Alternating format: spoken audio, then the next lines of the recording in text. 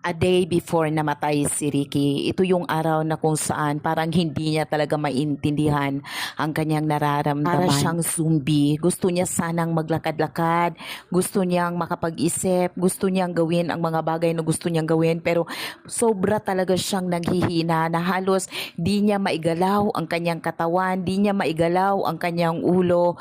Nahihirapan talaga si Ricky sa puntong ito, guys.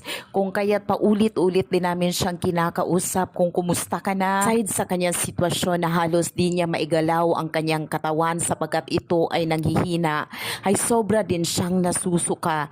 Paulit-ulit siyang nasusuka na hindi niya maiintindihan ang kanyang sikmura, guys. Despite sa kanyang sitwasyon, ay pilit pa rin niya itong nilalabanan. Gusto niya pa rin bumangon, gusto niya pa rin i-exercise ang kanyang katawan, guys, at ipakita kay Lola na kaya niya. In fact, gustong-gusto pa nga niyang kumain